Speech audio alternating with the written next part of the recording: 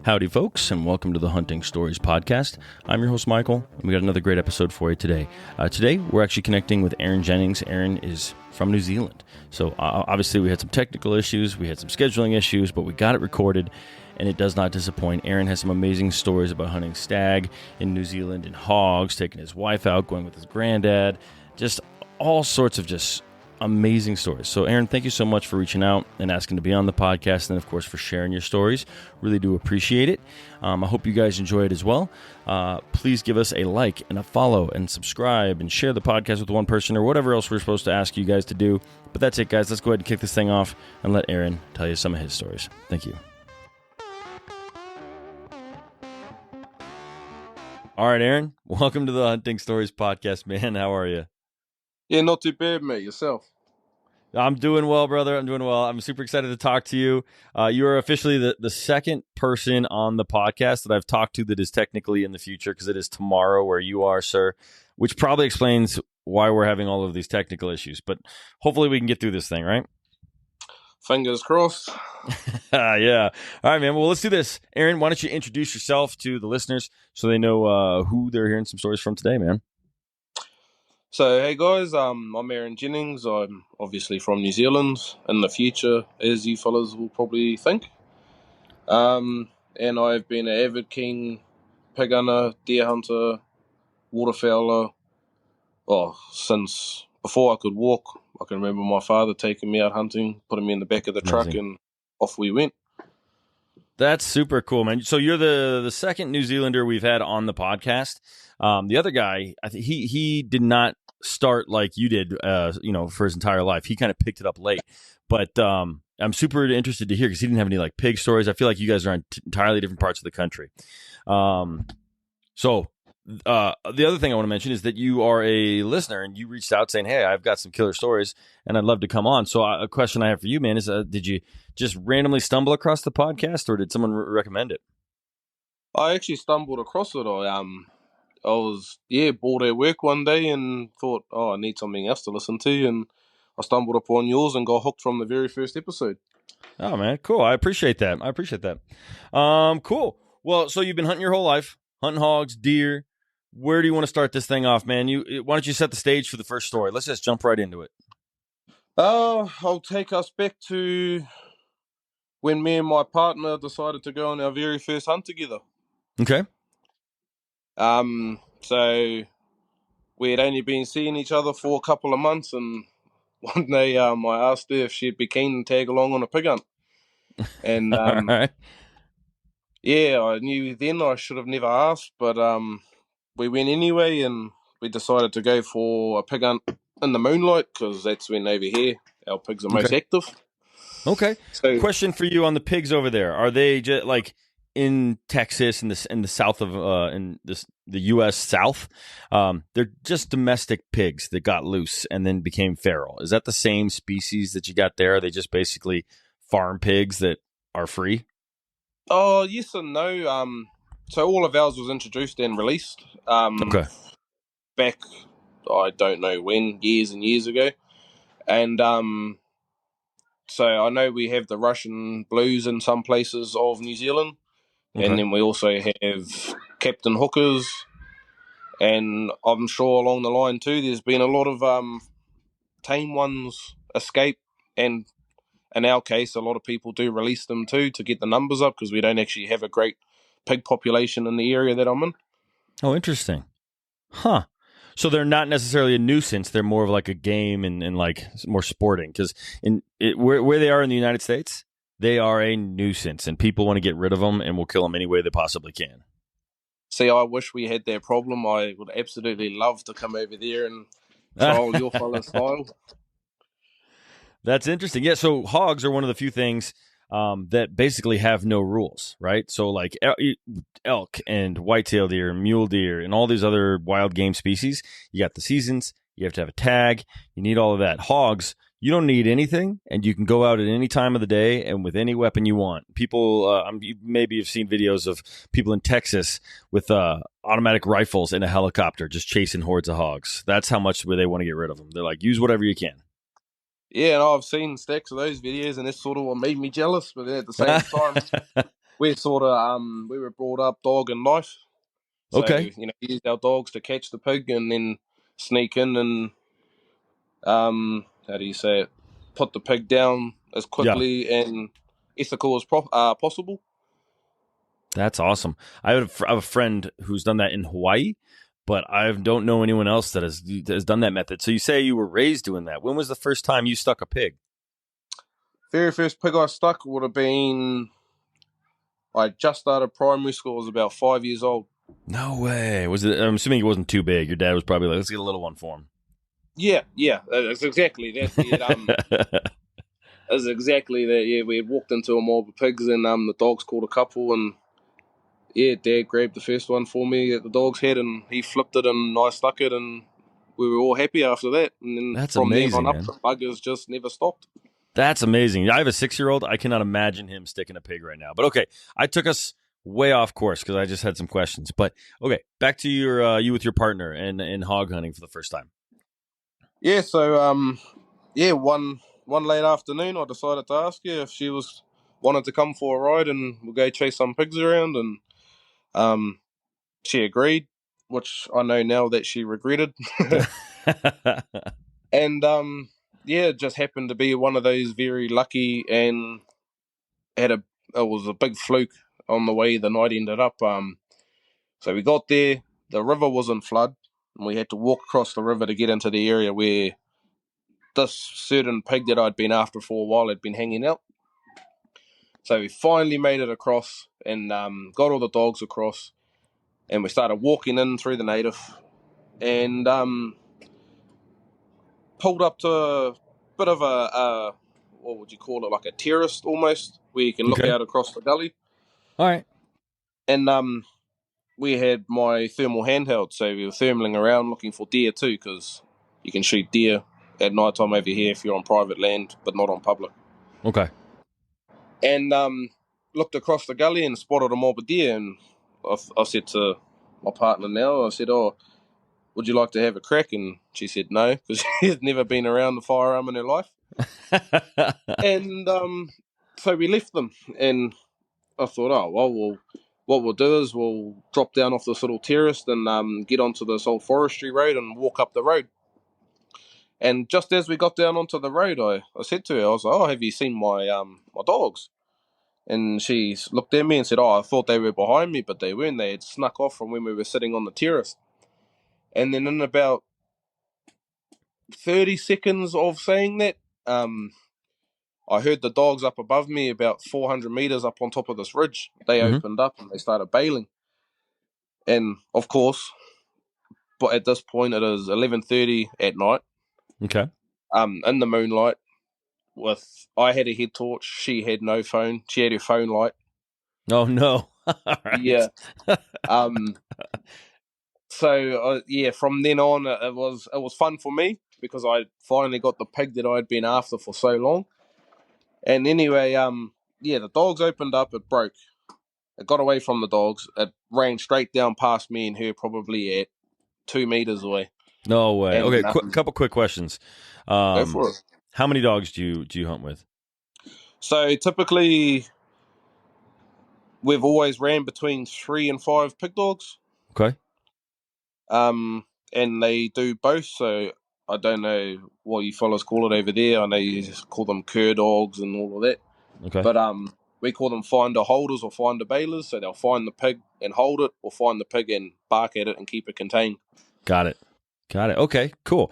And then this particular hog, you say you've been after it for a while. Is that because it was just a toad, just a big old hog, or was there It's something just, about it, like albino or who knows? it was exactly that, just a cunning old pig. He over here, if a pig gets of a significant size, he didn't get to that size without being cunning and smart. Yeah. Okay. And that's exactly what he was. Got it. Okay. Cool. So he sprints by you. Sorry. Yeah, he cut across the old forestry road just behind us at about 2 meters, and I just seen a flash in my headlight. And then I had 2 young puppies with me at the time, and they were about 8 months old. And this was the second or third pig they had ever seen, and they ran in and they managed to stop the pig and keep him contained long enough, which would have only been 10, 15 seconds, Okay. for the rest of my more experienced dogs to show up and finally sink a tooth. And anyway, I looked at my partner and I said, oh, well, it's all on now, follow me. And of course, most forests over here have blackberry, and it is the worst fucking plant existed. I wish it never existed. That's so It is. funny. Like I told you, I lived in Seattle, Washington, and they have that everywhere. And I've never even thought about trying to go through a blackberry bush because it is so nasty. And here, at least in Washington, filled with spiders. Is that the same in New Zealand? Is it just like a bug haven in No, there? see, we don't have any dangerous spiders per Okay. se. Obviously there is spiders and whatnot, but then there's nothing that should be scary like you see on TV in other countries. But it is just a hell of a plant, and Yeah. the pigs love it because they can tunnel in underneath it, and they create runs, and that's how they get away from the dogs. They get into these runs and they run away from the dogs, and because they've lived in the Okay. blackberry, they know how to use it to their advantage. Yeah. And Gosh. so the two puppies managed to keep him contained. We finally got to him. We finally said, right, let's head in. We started trying to push over top of the blackberry, and it was thick, and I mean severely thick. The worst blackberry I've ever probably been in, to the point that it was 7-8 foot above my head. Oh, Thick, wow. and from Jeez. tree to tree, and it's a pine forest, so it was growing from tree to tree like a Tarzan vine. God. And for the listeners, just so, because I know you and I know this, but blackberry bush, not as just like a bad vine, it is covered in thorns, like nasty thorns, and it will cut you up. So I just want to make sure that people know that as they're picturing what you're telling us here. But keep going. It'll shred you. Yeah, it's awful. And so anyway, after about 5 minutes of trying to push over the top of this blackberry, I thought to myself, I was like, I'm not going to get there in time. And I could already have heard the dogs get punched a few times. They gave a few yodels and a few yelps. Yeah. And in the back of my head straight away, I thought, no, I've got to get there to get this pig under control and put it down before it either hurts my dogs or gets away. So I just happened to look to my left, and I seen this hole in the blackberry, almost like a tunnel. So I stood in it, and I went through it, and I ended up actually in the pig tunnel itself. So I managed to get my partner down in there with me, and I was on my hands and knees, and we crawled through this pig tunnel for about 80 meters. Goodness And gracious. remembering too, this is my partner's first ever pig hunt, and I'm dragging her through prickles.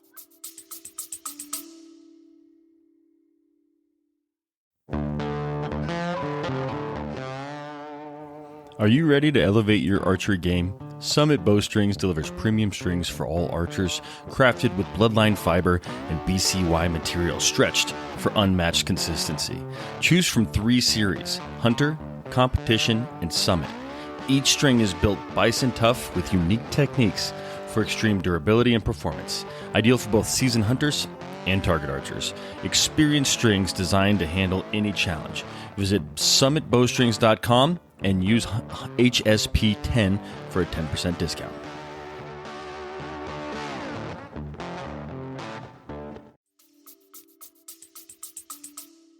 Yeah, and she doesn't have a headlamp or a torch. She's just got her phone light. That's awful, She's man. just got her phone light, and she's just holding on to me for dear life, and she gets afraid of the dark sometimes because she's quite spiritually.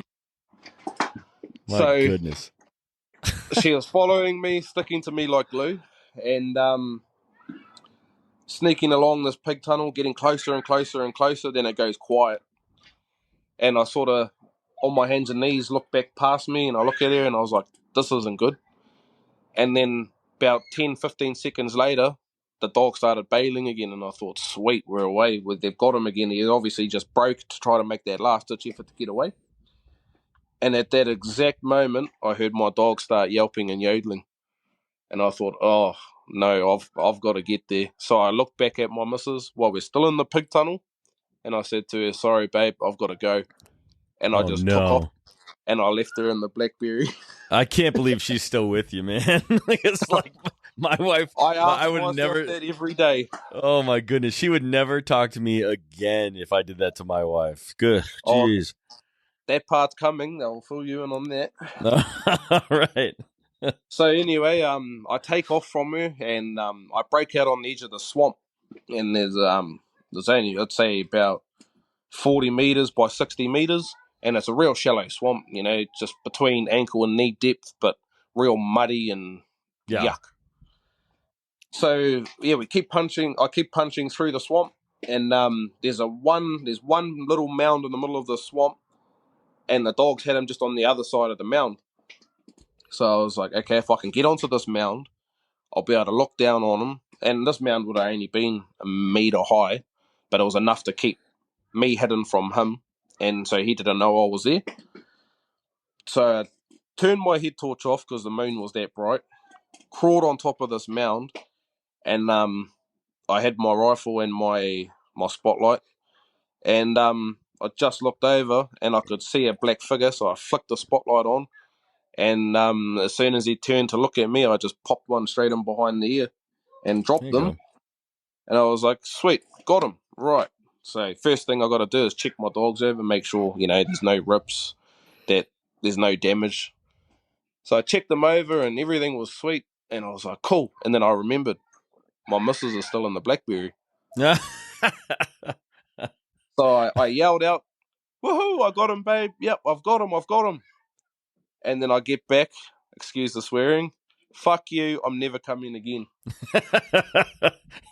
That seems like a pretty reasonable answer from her. Yeah, and I don't blame her. I do not blame her one bit. But yeah, so I walk back through the swamp, get to the blackberry tunnel, I help her through, help her back out. We get to the edge of the swamp, and I chuck her on my back and go to carry her across. But I ended up sinking in a bit of mud, and so she hopped off, and that went straight over her boots and filled her boots with water, mud. She Oh, was no. dirty and wet up to her knees.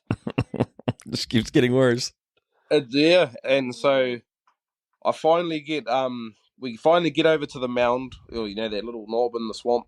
Yep. And I take her up on top, and I said, right, you ready? Look at this. And she said the same thing, fuck off, don't talk to me.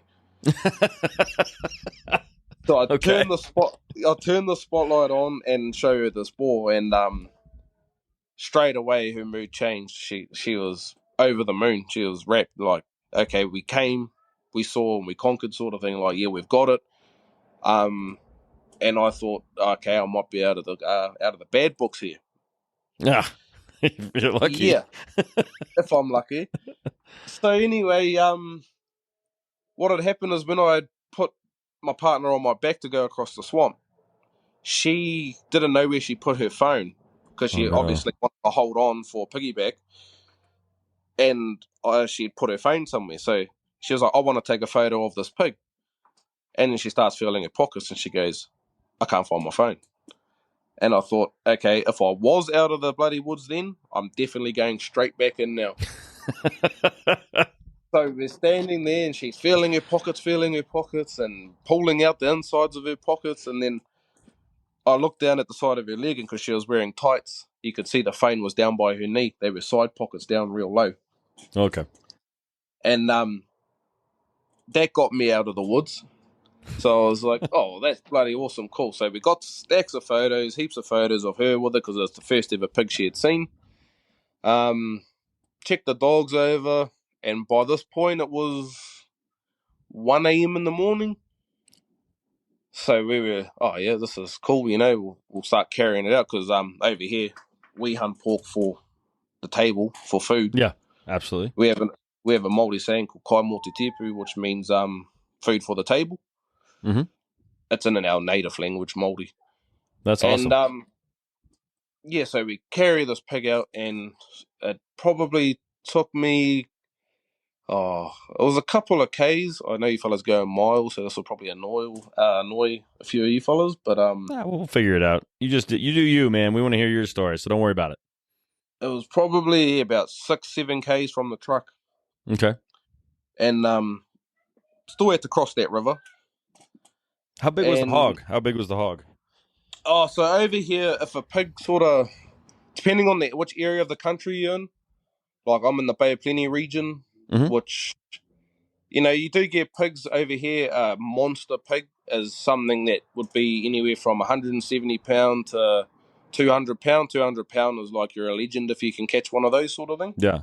Okay. And this hog, he was an old pig who had gone backwards. So he had started losing weight, and then days had finally become numbered. Mm-hmm. And I just managed to fluke him out that night when he was trying to get a good feed on the grubs in the moonlight. Yeah. So do But you take him out whole, or do you quarter him up, or how do you get that food out? we carry everything whole. So Okay. Damn. we strap the legs together like a backpack. Okay. And so what we'll do is we'll bring the left side of the body, bring its legs together, and we'll tie the hocks together with a cable tie or just string. Obviously gutted. We take the offal out, guts, heart, lungs, hang the heart in a tree for our Māori gods, and as like a thank you. And then Yeah. put it on on our back like a backpack and carry out the whole thing. Same with the deer too. That's amazing. Was that tough to get that thing out with through like the blackberry tunnels with that thing on your back, or did you put it down and drag it through the tunnels? Well, the funny thing is, when I put it on my back, what had happened is that when the pig ran into the blackberry, he ran off the road about 30 meters and then ran parallel with the road Oh. and then darted into the swamp.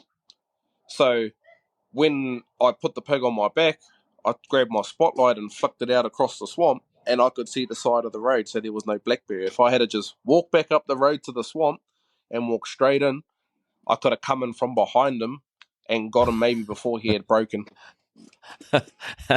And you also wouldn't have had to leave your partner in the Yeah, tunnels. she That's could have pretty funny. experienced the whole ordeal and come in with me to see me, shoot the pig in the bale and all that sort of stuff. But no. That's funny, man. So that old hog, was he tasty, or do you feel like maybe he was a little past his prime? Oh, way past his prime, but we'll get them done and sent away into sausages, salamis, patties.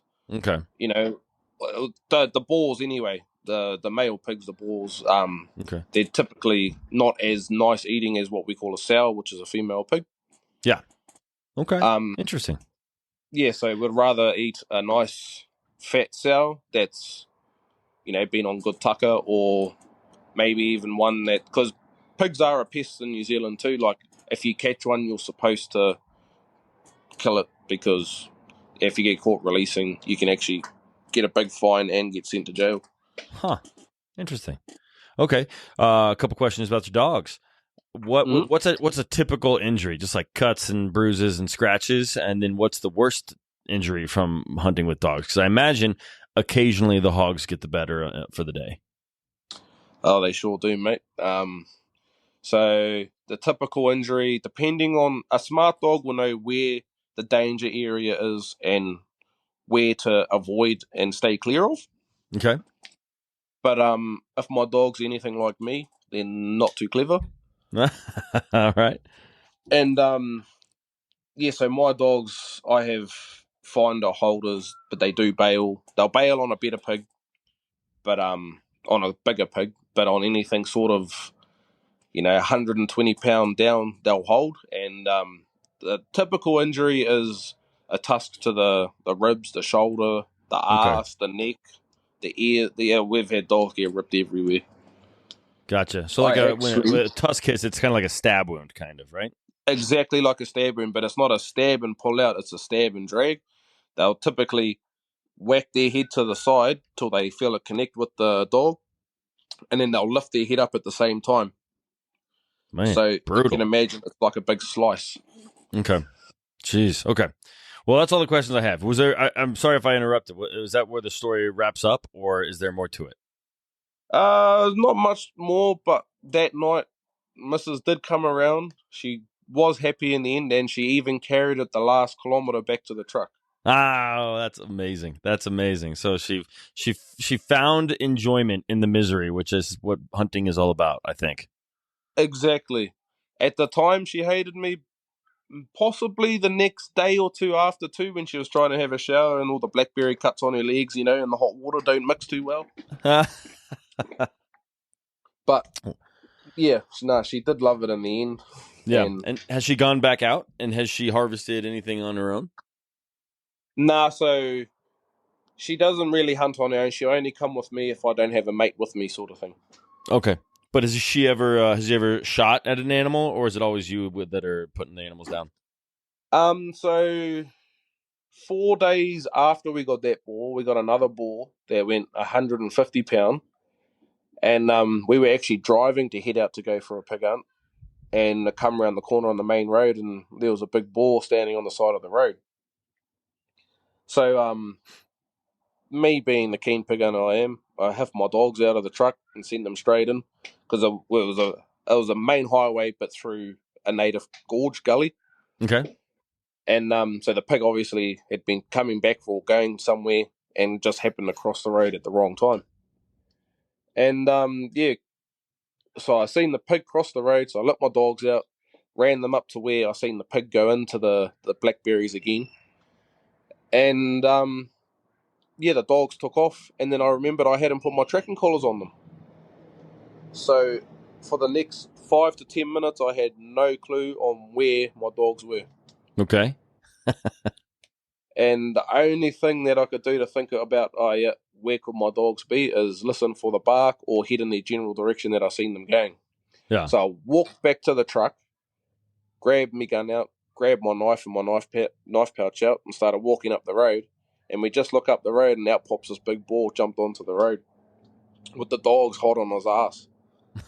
And where he went in to get away from me is where he popped back out, and he jumped out onto the road, and my dogs followed it straight out and just whacked him on the nuts, and that makes a pig stop pretty much in its tracks and sit down to protect his nuts, because everyone knows what a nut shot's like. Yeah. I mean, that's what I would do. So that makes sense. Yeah, exactly.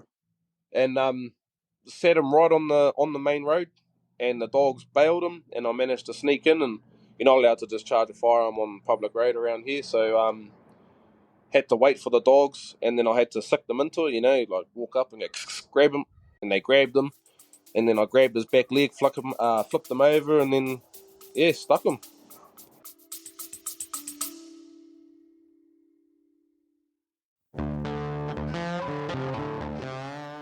Hey, hunters. Have you ever had one of those stories, the ones that you didn't want to tell, the ones that end in failure? Yeah, I've been there. Actually, you know what? The culprit for me usually is bad optics, or worse, lack of using my optics at all. Picture this.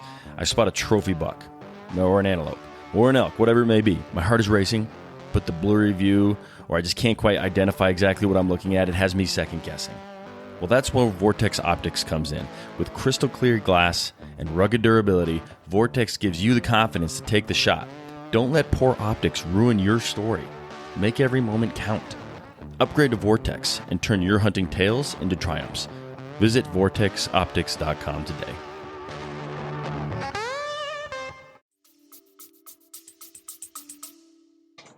That's awesome. That's amazing. It's nice that after the hard fought one, they had to crawl through those brush. The next one just was right next to the road.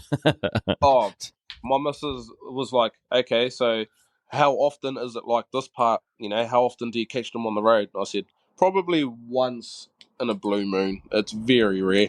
Yeah. That makes sense. They're not trying to sit on roads. No. Right. Cool, man. Well, that was a great story. I appreciate you telling me that. It was fun to picture you crawling through the blackberry bush, and I honestly don't know how you are still talking to that woman, your partner, because my wife would just absolutely say no, and I bet most of the guys listening would be like, "Yeah, my wife wouldn't handle that." Sure, there's some out there that have that, that kind of lady, but not me. Oh, I'm very lucky, mate. I count my chickens every day. It's she's a blessing, and we actually got her first couple of deer this year under her belt. She had shot, and she stuck her first boar probably about a year after those two. So she sort of stopped coming for a bit because I had heaps of mates wanting to come along and stuff. So yeah, finally organised a hunt with her, and we went out, and yeah, she managed to stick her first ever boar, and it was a bloody good pig too. Nice. How did she feel? Because I know that, like, I've always heard that stabbing something, it just takes a little bit more like effort mentally than to just shoot something. It just seems a little bit more personal. How did she handle that portion of it? It seems like she loved everything up to that point, so I don't imagine it was a problem. But I'm curious. Yeah, she didn't show any emotion, but she is very, what is it? She has a very strong face. Like, she doesn't let off her emotions. You can't tell Okay. what she's feeling at the time. She has a real straight face. But when we flipped this pig, she was standing next to me, and I said, "Oh, do you want to stick it?" And she was like, "Yeah." So I passed her the knife, I flipped it over, and I held the leg up. And we typically go in to stick them just at the start of pretty much the sternum area, right up at the base of the throat, and angle the knife back in towards the heart. And yeah, I obviously hadn't told her how to stick a pig and never shown her. And in my head, I just thought she'd know, but she didn't. So I flipped the pig. She grabbed the knife. She went to stick it, and she stuck it in the wrong spot. Was it close at least, or did she No, stab in the guts or the ass or something? It was in the throat, but Okay. it was like what you see in a movie stab, in and out. Yeah. And I said to her, I was like, "No, come back here. We've got to," I grabbed her hand while she was holding the knife, and I showed her the proper angle and direction on how to hit the heart. Okay. Huh.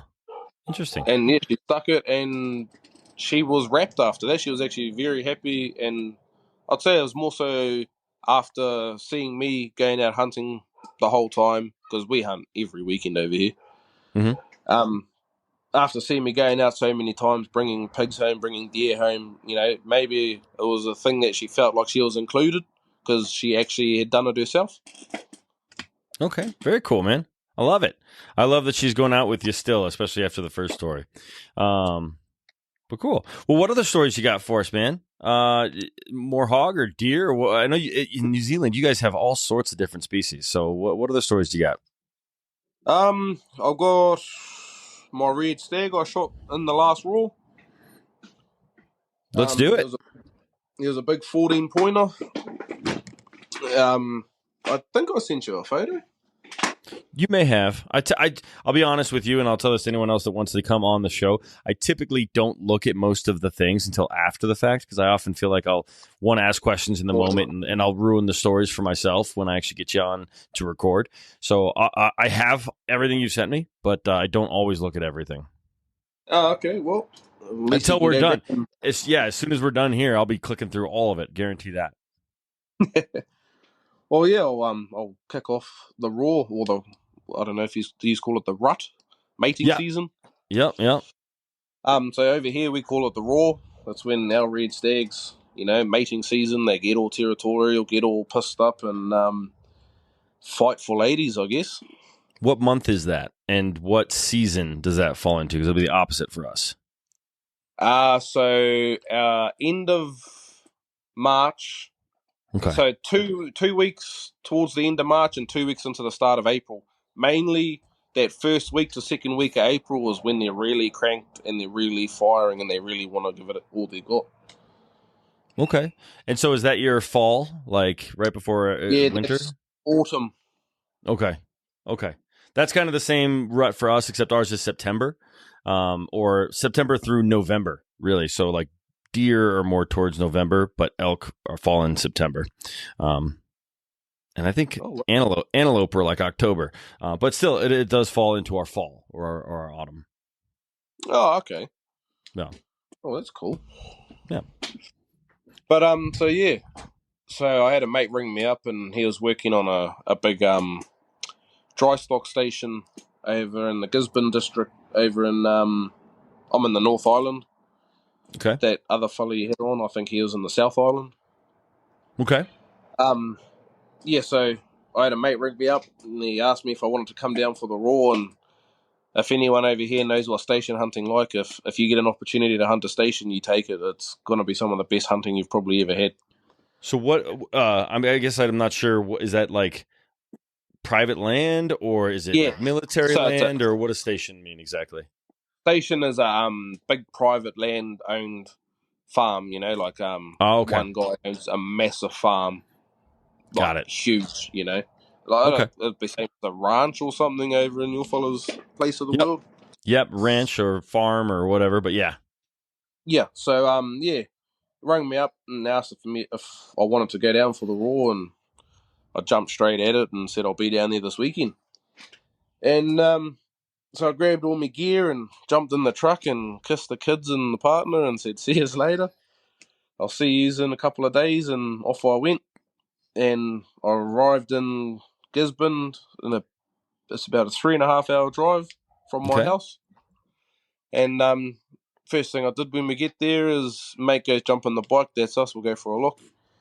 And the first look we went out for, we'd probably seen close to 50 to 60 different deer. wow, And there were stags and hinds, they were all grouped up, they were all roaring there, but it was just nothing that we wanted to take. It okay, was nothing. If we're going down there, we're going to shoot something that's worth it and easiest recovery. okay. Question for you, Aaron. So with a lot of our species, you can call or rattle, or you can do something when they're all rutted up to try and bring them in. Is that a method that you guys use out there, or no? Yep, no, so we just roar like a red stag, Okay. or And do you use give them. calls, or do you just yell with your mouth? So typically we like to use a sort of tubing that's ribbed, and it gives it the same throat effect as the throat out of a red stag, and just yell into it. Okay. I'm going to ask something of you. So that's the same thing we do with elk, right? We got a big bugle tube. I got one sitting right next to me, and then we do the bugle call. But it's hard to do that without a reed because they hit these high notes. But could you, for the people that don't know what a red stag sounds like, could you? And I do, so I'm hoping you do this for me. But would you do a call for us? Yeah, I can, but no one better clip this and bloody send it to me.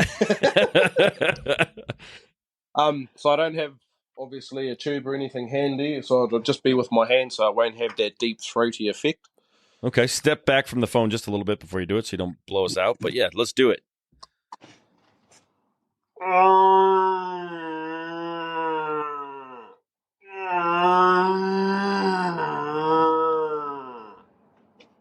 That's pretty good. That's pretty good. I like that. Thank you. Thank you for putting up with me, Aaron. Oh, no way to better way to embarrass myself, I guess. That was awesome. No, that was great. And I'm sure a lot of people have never heard a red stag roar before, so that was really cool. But continue. Obviously, they do get a lot more aggressive, and they do have that real throaty, rumbly effect to it. Yeah. But I'm not a big hearty stag. Not yet. There's still time. Well, yeah. So yeah, we went out, we seen all these deer, and we decided to take a couple of meat animals. Just something so we're on the board and can take something home. Okay. And is there So any kind of licensing or tags, or is it similar to I think my friend on the South Island, where it's just kind of fair game because they're all invasive or non-native? yeah, all invasive. Just honestly, we normally go by the motto: if it's brown, it's down. Unless we're in the raw where we can actually target better stags. Okay. So you can shoot as many as you want, with any caliber you want. Okay. The caliber thing is on. Oh no, you can shoot any caliber as long as it's ethical, obviously. Yeah. Can you use archery And equipment? I thought yep. maybe Australia you couldn't. Oh, I'm not sure about Aussie, but over Okay. here, yeah. Well, I know a Okay. lot of people over here that archery everything. Okay. Cool. All right. Continue. Sorry, I keep asking so many questions. You're It's so fine. interesting. So yeah, we decided to take us a couple of meat animals. So we shot a couple of hinds, because they're in good nick. They're feeding up because they're getting ready to be, what do you say, breed almost. And yeah, so we shot a couple of hinds. I think we ended up shooting 2 or 3 hinds, and we were wrapped. So that was the end of that afternoon. So we went home and had a few beers and a There we few go. yarns, a bit of a catch up as you do. I think you fellas call it at the camp, but we're at the mate's house. Okay. And he said, "Oh, first thing in the morning, we'll shoot out and we'll have a look for the stag that I've been seeing because he wanted to shoot the stag that he had been seeing. Okay. Do you But guys use game cameras out there at all, like we do here in the United States? if I know people that do. Personally, I don't. But Okay. I know a lot of people that do to scout the areas that they're hunting pre-rut or pre-raw and throughout the rest of the year just to locate animals. Okay. But personally, myself, don't use game cameras. Okay. But yeah, so we made a plan, get up nice and early, jump in the Polaris and shoot down to the back of the farm and have a bit of a look around. And yeah, we went down there. We saw, what did we see, 10, 15 different deer. And all in range, all shootable, but they just weren't what we were after. Okay. So we pulled out, went home, had breakfast, and thought, we'll go back to the same spot this afternoon, but we'll punch past those deer that we saw and get into uncharted territory that we haven't spooked yet. So we stalked our way through and got up onto this little, same thing, an old forestry road. Okay. And we're sitting there, and I said to my mate, I was like, give us a roar, and we'll see if anything replies. And then if they reply, that's when you sneak in and go for a look. And he gave out a roar, and I just happened to look up to my left, and I looked on this big slip, and I just seen this big 12-point stag standing there staring at us. And my mate hadn't spotted it at this point, so I grabbed his chest and pulled him in behind me, and we slowly walked backwards and hugged the bank. And I said to him, I was like, look, bro, our stag's just up there on that slip. And he's like, oh, yeah, okay. We'll back up, we'll climb up onto the spur just to the left of us. So we've got a bit of height and we can look down so if he does come down for a look, we can shoot him down the bottom or we can get a good shot at him on the slip. So we get on the spur and we look up there, and of course the stag's not there. And we're sort of humming and hawing, scratching our heads, and I just happened to look down below us, and here's the stag walking straight towards us, straight from where he heard us roar from. And I said to my mate, I was like, mate, fuck, he's right there. He's coming.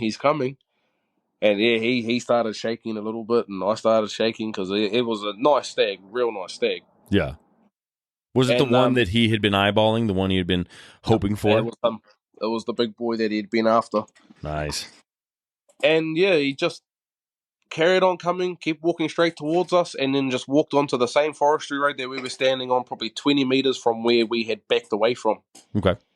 And I said to my mate, I was like, I'm going to give a little roar to stop him so he'll listen, and then you drill him. And he's like, yep. So I just started roaring, and he stopped straight away, and my mate, boom, shot him straight in the neck, dropped him on the spot. And if he hadn't have dropped on that track, we would have spent the next probably hour or two trying to find ways to strop him out of the gully because he was a big boy. Body-wise, he would have been... Oh, no, we got his whole body out, and we took him to a hunting competition, and he weighed in at 160 kilo. Oh. What? So Yeah. I know stags are smaller than like an elk, but what is an average stag?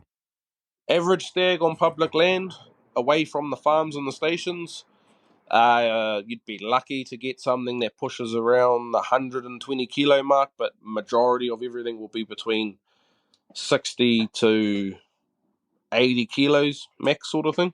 Okay. And they on these private blocks or farms, I should say. Yeah. There's obviously a lot more tucker because they're living around on farmland where there's grass and everything else you can imagine. And less pressure, probably less hunters coming after them and stuff like that. Exactly. It's only the hunters that work on these stations, or if they let their mates on to go and try to tip a deer over for themselves. Okay. And so we smoked him and we were wrapped, and we thought, oh well. And he goes to me, oh well, next one you can shoot, mate. Because that was the plan. We wanted to get his one, and then we were going to go after and get one for myself. Okay. So we made a plan for the next day. We'll go out first thing on daylight. But that afternoon, the same day we shot a stag, we decided to go out for another look, and I shot another 8-pointer another two or three hinds, two hinds, I think it was. And same thing, just for meat animals. Yeah. So we thought, all right, tomorrow morning, bright and early, we'll go up to the back blocks and we'll have a good look around and see what we can find. So at the ass crack of dawn, we're already sitting up on top of this big ridge up the back of this fella's farm, and it's all been planted in pine trees for carbon credits. So the pine trees would have only been waist high, if not a little bit taller, but with grass between it. So it's good living conditions for a red deer. And we gave out a roar and looked straight down the hill, and here was a stag, and he had 10 hinds. And we watched him for a couple of minutes, but we decided, nah, too far, too hard to get to. We'll leave him. Okay. He would have only been 350 metres from us, easily shootable. Just, he wasn't worth going after, sort of thing. He would have only been a 10-pointer. Okay. So we carried on along the top of this ridge and got out to this next little spur or lookout point. Gave out a bit of a roar, and we had two replies straight away, and we managed to pinpoint them and had a look.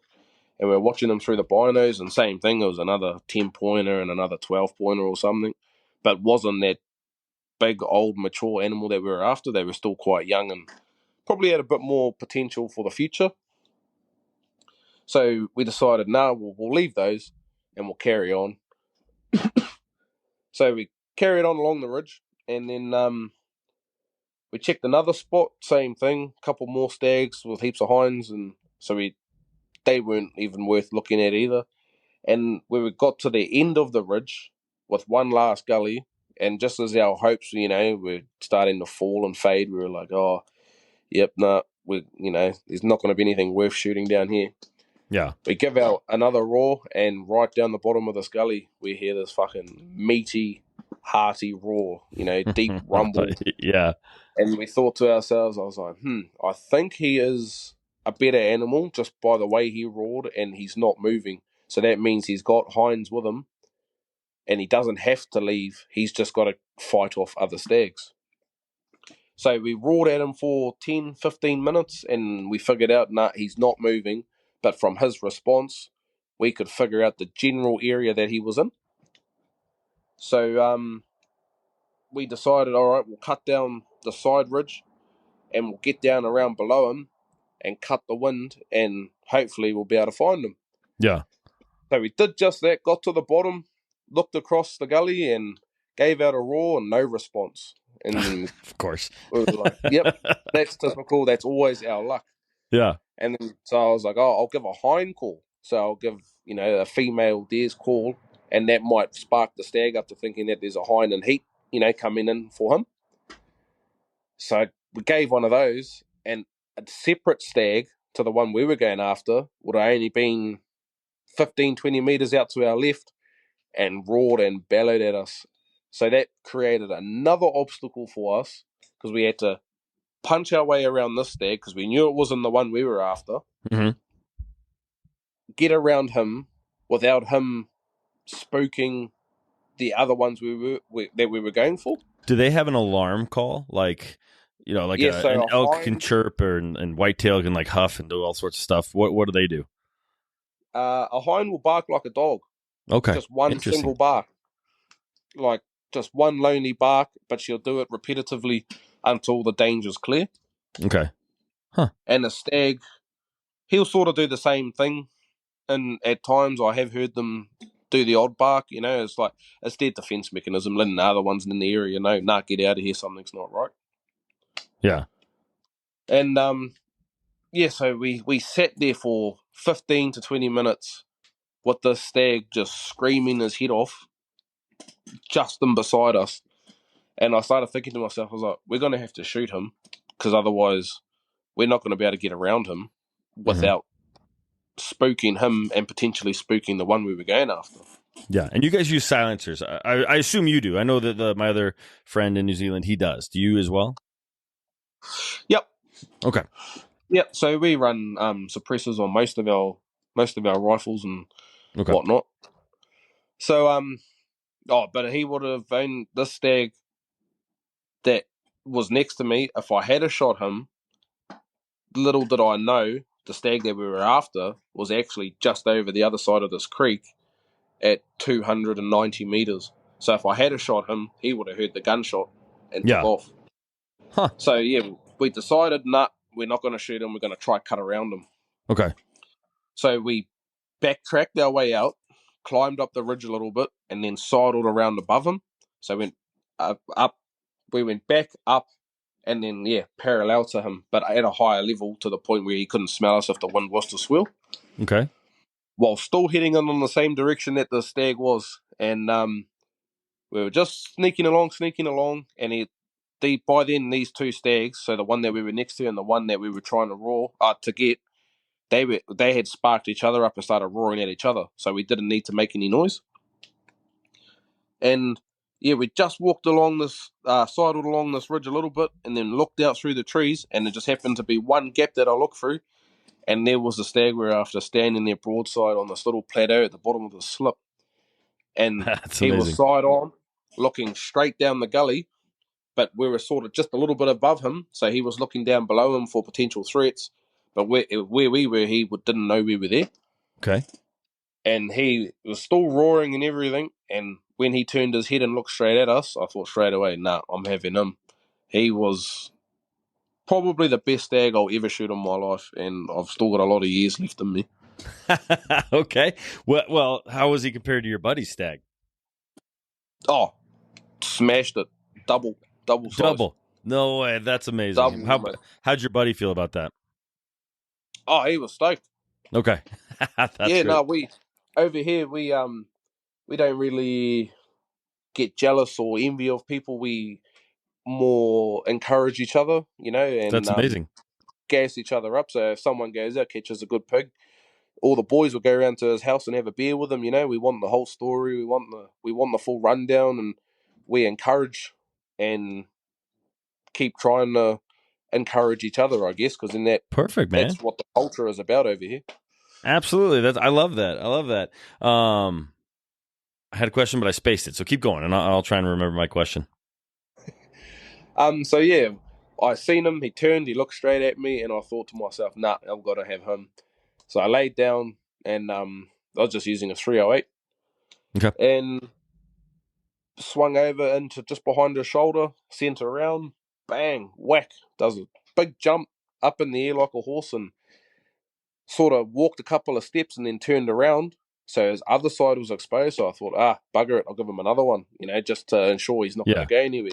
Boom, whack, rears up again, drops. I was like, sweet. And then I looked back over at him after, giving the boys a high five and a handshake, like, yeah, we got him.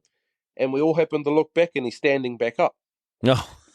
And because they're that full of adrenaline, they're that rocked up, they're that amped that they're just living on adrenaline, and testosterone. So they don't know what's hit them. Yeah.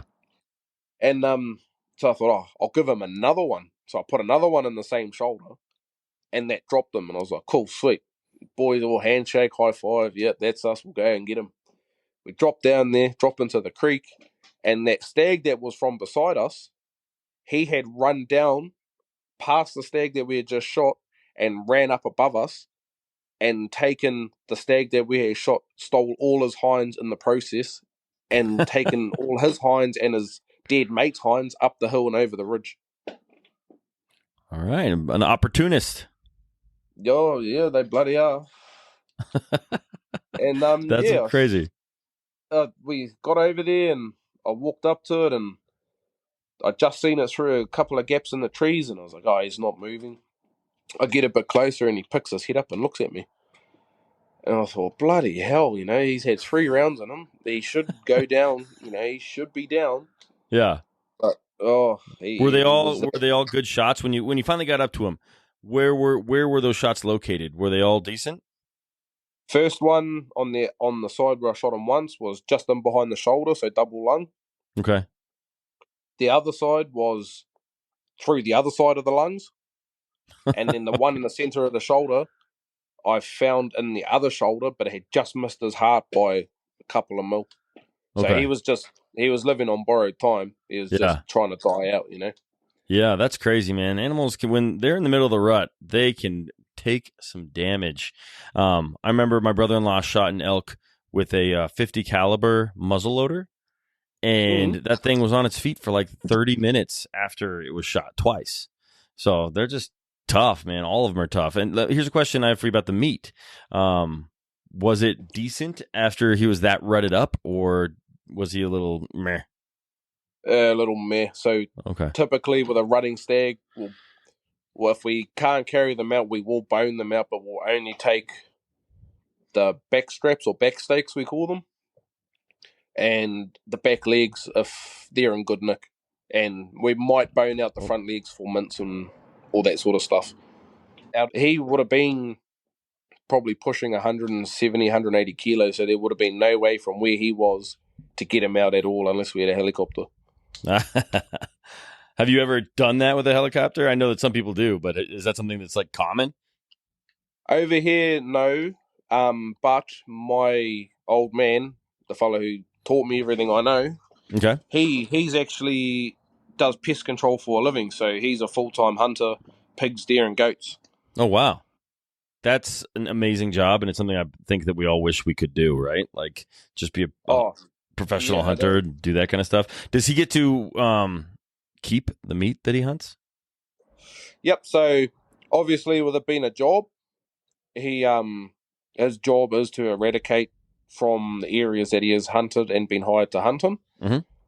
So he will take out meat if it's easy to get to and accessible, if you know what I mean, because sometimes he might be Yeah. miles or kilometers from a buggy or bike or truck or whatever, and he's there to eradicate, so it's shoot and leave on the side of the hill as fertilizer.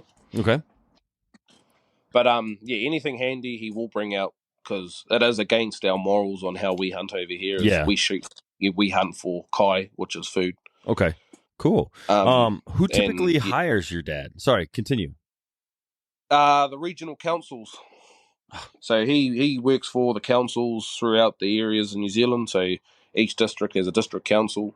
They might have an area that's got a deer problem. So yeah, got another one about when pretty much the first hunt I can remember vividly, hunting with my father and my koro, which Mm-hmm. is my grandfather. Um, I don't even know how old I was. All I can remember clearly is the hunt, but nothing prior or after. So That's cool. what I remember, I must have been young, but yeah, one day or one night, late afternoon, my koro come round, and my old man, they asked if I wanted to go for a hunt with them. I don't even think they asked. I think they just took me, because you don't really get to ask over here. You just go. Yeah. And yeah, I remember we were driving. There was a farm not far from our house that had a bit of a pig problem. There was a few pigs on there that were doing damage to his maize paddocks, crop paddocks, and so forth. And yeah, I remember we were driving through the raceways, or the farms through the road through the farm, and we were driving along, and we decided, yep, sweet, we'll let the dogs out, and we'll go from here, and we'll start running the dogs and see what we can't do. And I remember sitting in the back with a blanket, probably a teddy too, I don't know, What is and that? a teddy A bear. teddy? Oh, teddy. Okay. Yeah, I could have sworn you said a titty, and I'm like, okay, he doesn't mean a titty. It's got to be something else. So a teddy makes total sense. Okay. a teddy bear. Yep. Yeah. Yeah. Okay. Yeah, and I was sitting in the back, and I just remember looking out the window and seeing the old spotlights waving around. And as we were cruising along with the dogs running beside the truck, and a couple, because we hunt the dogs, if we can hunt somewhere where we can drive over here, we'll put the dogs on the bonnet of the truck. Mm-hmm. So it saves them having to run. It saves their energy, and they can just wind from the front of the truck, if you know what I mean. Yeah. Absolutely. So we're bonneting the dogs, and a few dogs were running alongside the truck. And we thought we'll check out this first paddock, and it's a big paddock. It's huge. And we've seen all the dogs get keen and winded, and they jumped into the paddock, and they started going through this long must have been an oats paddock or something. It was a crop paddock and it was long, but we had permission to drive through them. And we hear the dogs open up across the paddock. And I remember sitting in the back seat and then just hearing the truck that we were in at the time just pick up and start speeding across the paddock. And I remember Dad saying, "Yeah, we got a pig, sweet." So we're flying across this paddock. I don't know how fast we were going. Like I said, I was very, very young. Okay. And we're coming along, and then all of a sudden we feel a big, like we had a jump in the truck. It was bang! Throws the truck up to the side. Big jump. Then again, I was young too, so it was probably just like a speed bump. And we carried on across the paddock and got to this pig. And the old man in the koro jumped out, ran over, grabbed the pig and pulled it back through, flipped it over and stuck it and dealt with it. And that stayed in my head, and I always remember that as that's what hooked me into this hunting, was seeing. When I think back now, I remember how the dogs worked, how they contained the pig, how my koro and my dad dealt with the pig when they got there. And it was just something that stuck in my head till this very day. And so anyway, they dealt with the pig, they gutted it, which is take the offal out, and put it on the back of the truck, and we're off to go get another one. And anyway, we sort of drove back through our same tyre ruts that were going through this paddock, because we didn't want to damage too much of the farmer's crop paddock. And we were following our tyre tracks through this oats paddock, and that big speed bump we felt was another pig that was hiding in the grass trying to sneak away from the dogs, and we had hit it with the truck without even knowing. Oh. So okay. Yeah, well, that's what the speed bump was. So yeah, I was just as shocked. Still to this day, I'm shocked, because I couldn't have thought of if he had just drove, a half a metre to the right or half a metre to the left, we probably never would have touched it.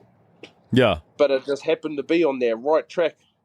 And yeah, the olds jumped out, grabbed the pig, and it was a nice pig too. So we dealt with that and chucked it on the back of the truck and took that one home. And I think we ended up with a couple more pigs for that night. And if I remember correctly, my koro shot 3 deer. And so it was sort of like what I think back as the introduction to how I fell in love with hunting and what we do over here, because it was not only the catching, the killing, it's the clean up afterwards.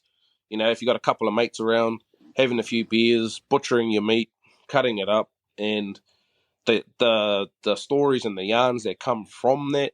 And then not only that, it's the family time that you get while you're doing it. It's a whole array of things that made me fall in love with the sport. And the biggest thing was watching those dogs work that night. At the time, I didn't know they were working, but I remember that clearly, that now that I think back, how I remember they were working, they were doing it, and it's just something that sort of stuck with me for a very long time. Yeah. Understandably, man. Understandably. That's such a cool story. And it's amazing that you have this story, and it's so important to you, and it has 3 generations of hunters. Yeah, exactly. I love it. I'm jealous. You probably know I'm a newer hunter, so I have never even hunted with my dad, and probably never will.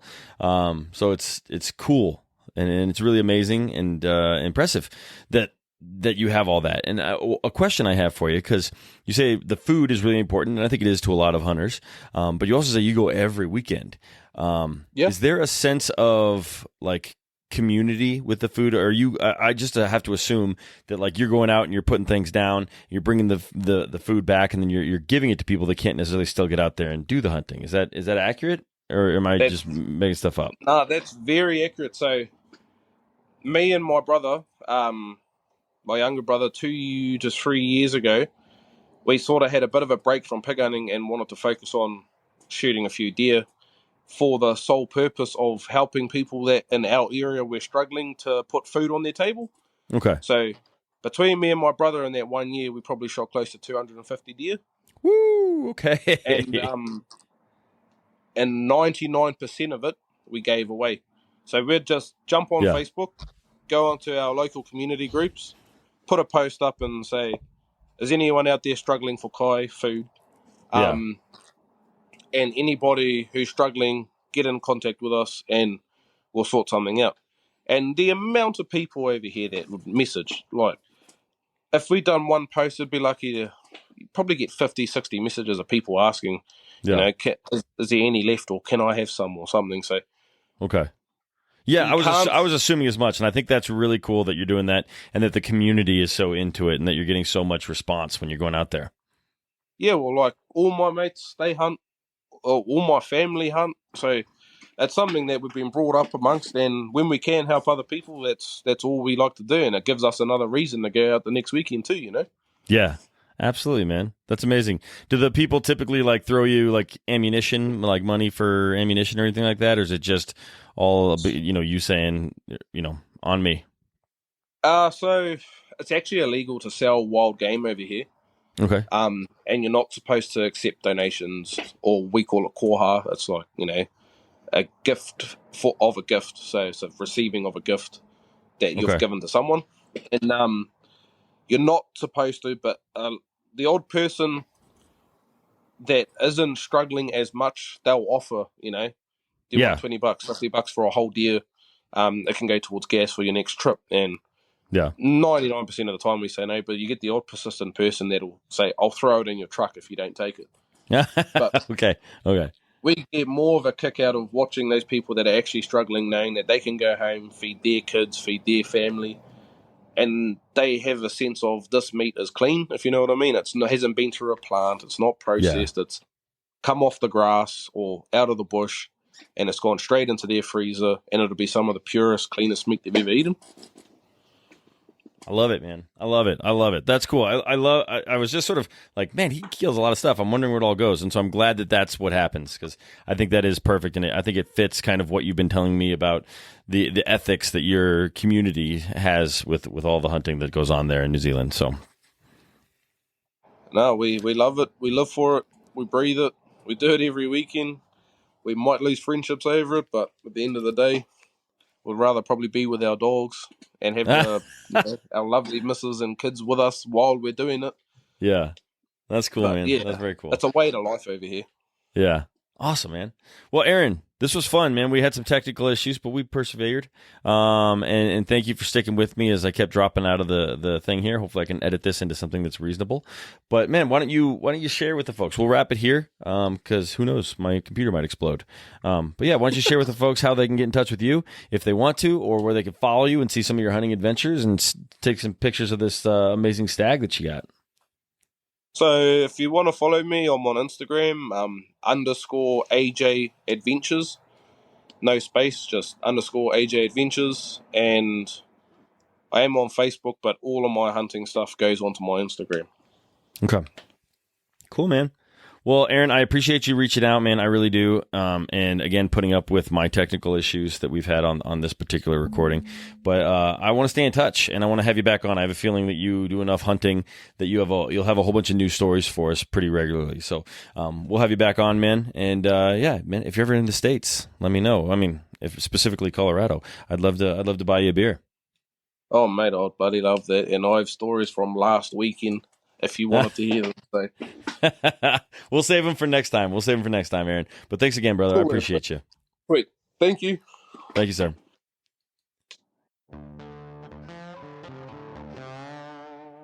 All right, guys. That's it. Another couple stories in the books. Again, I want to thank Aaron for coming on the podcast. I want to thank Aaron for putting up with the scheduling. And we did have quite a bit of technical issues. And so I want to say thank you to Aaron, of course, for putting up with me while we're trying to get actually connected while we were sitting there in the middle of my night, in the middle of his day. So thank you, Aaron. I appreciate you, and your stories were wonderful, man. For you listeners, thank you guys so much for tuning in. I really, really do appreciate it. I would love to hear from all of you. If you guys have stories, that would be wonderful. Go ahead and share them with me. If you have someone else that you'd like to recommend, reach out to me. I'll reach out to them, and we'll try and get them on the podcast. But that's it, guys. Please share the podcast. Like the podcast. It's actually pretty important if you give me 5 stars for the podcast. And let's get out there and make some stories. Thank you.